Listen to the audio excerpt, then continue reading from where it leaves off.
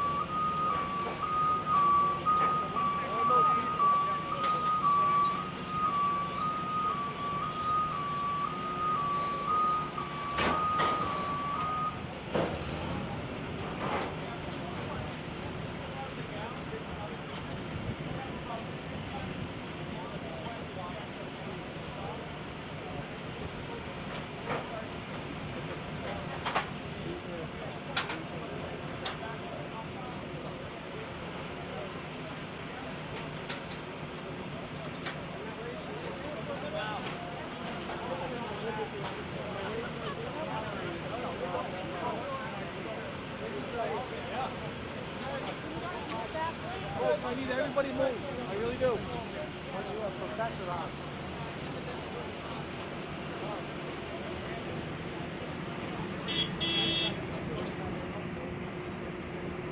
Guys, we're gonna have to head back now.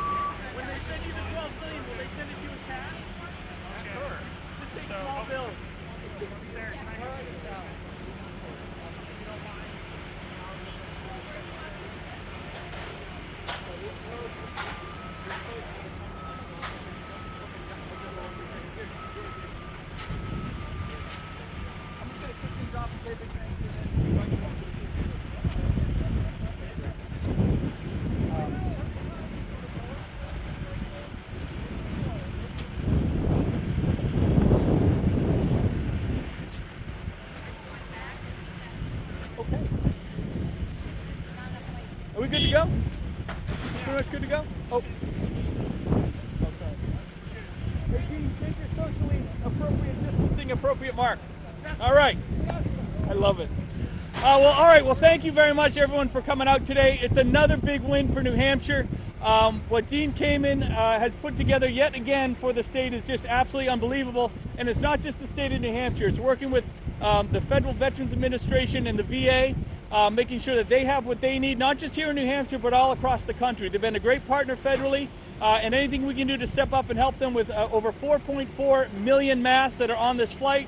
We got about 500,000 gloves that are coming in. In total, you're looking at over 120,000 pounds of material that we're bringing in, and we're going to keep bringing it in because there's going to be a need, not just today, not tomorrow, but next week and the months after. We're going to keep bringing it in, and we just can't thank enough for the partnerships that really make it happen. With that, I'm going to turn it over to Deputy Secretary Powers from the VA administration. Can they hear me? Can you hear me? Okay, great. Thank you. I'm really glad to be here in person today to thank two incredible public servants and patriots whose work here will keep thousands of our nation's heroes safe. First, Governor Sununu, for opening the doors to allow VA to purchase some of the equipment here that has landed today. This gesture shows your deep commitment to the veterans of this state and to the veterans across the country. And it really shows a great example of how the federal government, the state government, and our industry partners can work together to solve problems for the American people. So Governor, a profound thank you, and from all of us at VA. Second, Dean Kamen, who isn't a paid public servant, but he is a public servant nonetheless. Caring about the welfare of others is not a job for just government employees. And Dean proves that he's a public servant every time somebody uses one of his dialysis systems, or one of his iBot chairs, or a plane that comes with supplies. Incredible. So thank you for your partnership, but more importantly, thank you for your inspiring work and your selfless dedication to improving the lives of others. Anyone who's here today knows that much of the world has changed over the last 2 months, and none of us could have predicted that we would be where we are today. But I'm incredibly proud of our organization and what we've achieved over the last couple months. VA ran into this fight. Within hours of the first case in the United States, we had already started making things happen. And that was 2 months before the World Health Organization declared it a pandemic. Since then, we've transformed our entire healthcare system and built capacity in our beds and our staff. We've hired more than 8,000 employees just in the last month, which is very difficult to do in the federal government. But we did it because we need to serve our veterans across the nation. And we've had about over 6,500 veterans that have tested positive with the coronavirus, and we're taking care of them every day. We're the largest integrated healthcare system in the United States, with 170 hospitals, over 1,200 clinics, and we serve 9.5 million veterans. And the surgical masks delivered today will go a long way in helping us keep veterans and the staff that serve them safe. But it's going to do more than that. Our first mission is serving veterans, but we also serve our communities across the United States. And VA is in this fight not only for the 9.5 million veterans that we serve, we're in this fight for the people of the United States. We are working with FEMA across the nation to help states and localities with their needs, to include 300 VA staff currently serving or have served in nursing homes and state veteran homes across the United States where the need is the greatest. And here in New England, we've welcomed non-veteran nursing home patients into our medical centers in Massachusetts and Rhode Island. And a few weeks ago, 13 incredibly brave nurses from the New Hampshire Hospital, Veterans Hospital, went down to help their partners and their friends down in Massachusetts nursing home. So I'm really proud of them. I'm proud of our department, and I'm glad that we've had the capacity to do those great things across the country. And that's why we're incredibly grateful to Governor Sununu and to Dean Kamen, whose these masks will help us manage our personal equipment across the system so we can continue to serve veterans and serve our community. So I think finally this is a success story, and it shows the American spirit is alive and stronger than ever, and it does more than just aid thousands at need. It inspires us all to help others and help our friends and our neighbors in their time of need. So on behalf of the Department of Veterans Affairs and on behalf of Secretary Wilkie, I thank you, and God bless. Thank you.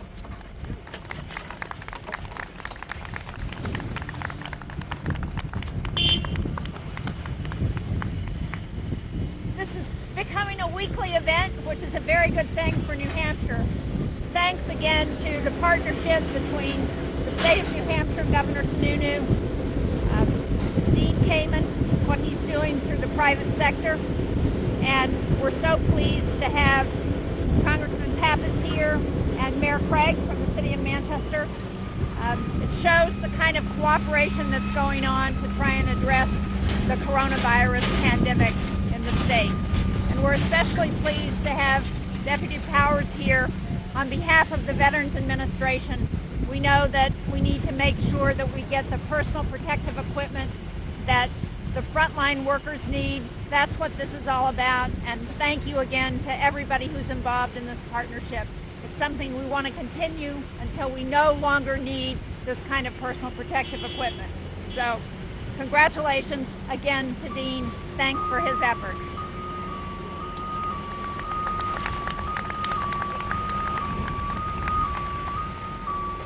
Well, this is a welcome sight to the people of New Hampshire, and once again shows the ingenuity of New Hampshire in overcoming obstacles that exist to getting PPE out to those who need it. And I want to thank Dean Kamen once again for his creativity and his hard work in bringing about these shipments to Governor Sununu and all of our state officials that helped facilitate this shipment. Thank you so much. It's great to be here as well with Senator Shaheen, state and local officials to welcome this shipment.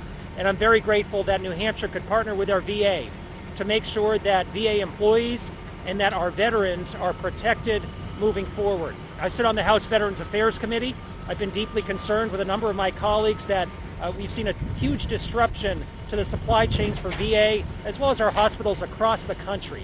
And as they try to look forward to plan and project the PPE needs of the VA system, it's critically important that they have partners. So the fact that New Hampshire was able to come through and work with VA in this case is really tremendous for all of our veterans and all of our healthcare workers across the country. Each one of these masks is going to be worn by a first responder, by someone providing direct care.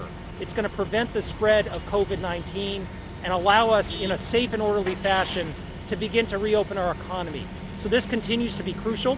We need to continue to work at all levels of government and the public sector and private sector to make sure that we see more of this coming to New Hampshire and states all across the country. So thanks again and congratulations to those who put this together. With that, am I turning it over to Dean or Dean Kamen?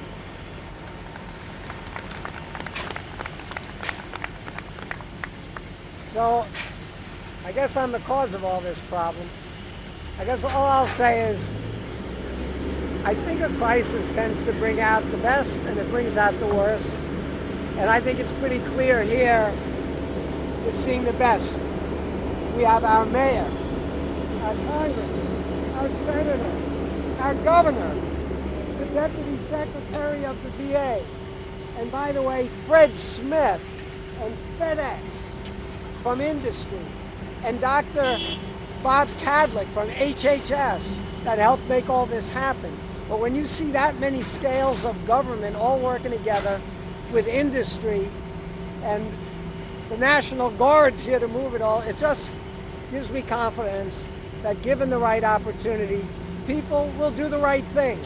So thank you for all you're doing for everybody, and we'll do this again until this problem is solved. Thanks.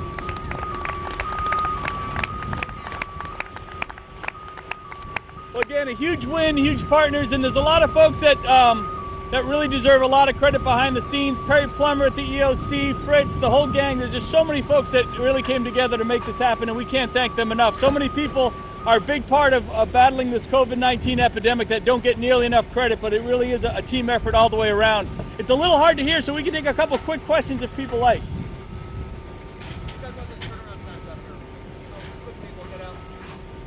The turnaround time for this? So again, the VA is going to take basically ownership of it at this point. They'll come up and they'll turn it around and get it to any of the VA locations that they want for the 4.4 million masks that we're donating out to them. The gloves and the coveralls, again, will go back to our storage facility. We have requests out there, and it's going to go out as of tomorrow. I mean, it could even go out tonight. I'm not 100% sure, but we have a lot of requests in and a lot of availability thanks to the National Guard. They've been a great supporter in allowing us to get this stuff out, whether it's to long-term care facilities, private businesses, whoever needs it. But we are filling the need better than a lot of folks expected we could, so we're very proud of that. Where does this put our supply levels at?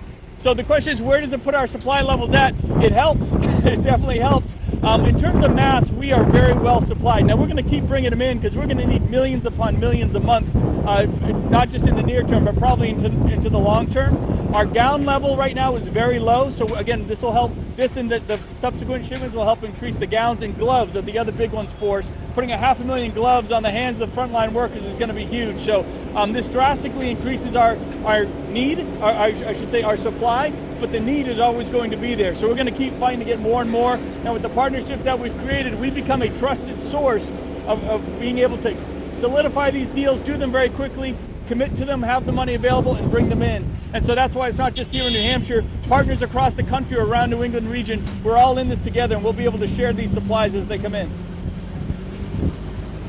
Okay, thank you guys. Let's get warm. We all got a little cold.